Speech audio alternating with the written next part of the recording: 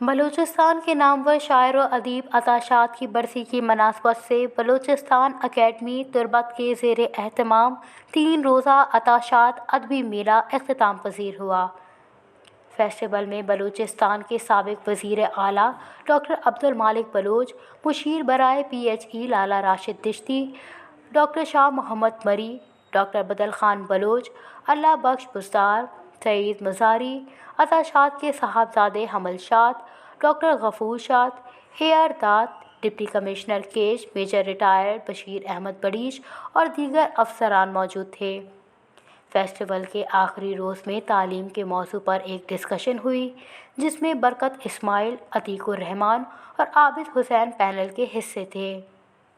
Balochistan academy کے رکن قدیر لقمان نے قرارداد پیش کیا کہ بلوچستان اکیڈمی تربت کے لیے سالانہ گرانٹ 1 کروڑ روپے دیا جائے، ایک ملٹی پرپز ہال تعمیر کرایا جائے، بلوچی پرائمری لیول تک پڑھائی جائے اور بلوچی مضمون اسپیشلسٹ پوسٹ کریٹ کیے جائیں، پبلک لائبریری کھولی جائے، تعلیمی روڈ عطا شاد کے نام کیا جائے، کیج کلچرل کمپلیکس کے کام مکمل کرائے جائیں، شاعر ادیب کو بزرگ ہونے پر معاوضہ فراہم کیا جائے، میری کلات محفوظ اور روڈ کو بلیک ٹاپ کیا جائے، بلوچی زبان کے ریسرچرز کو معاوضہ فراہم کیا جائے، تربت یونیورسٹی میں ریسرچ ادارہ کھولا جائے۔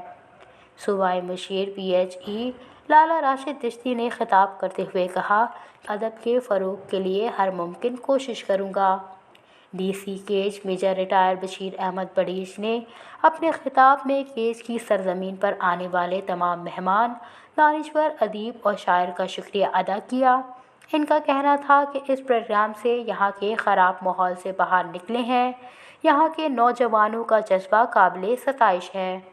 لاکھ روپے کے کتب منگوائے ہیں، فرنیچر کا اہتمام کر کے لائبریری کو جلد فعال کراؤں گا۔ عطا شاد ادبی میلے کے آرگنائزرز اور بلوچستان اکیڈمی تربت کے چیئرمین ڈاکٹر غفور شاد نے تمام مہمانوں کا شکریہ ادا کیا۔ وش نیوز، کیج۔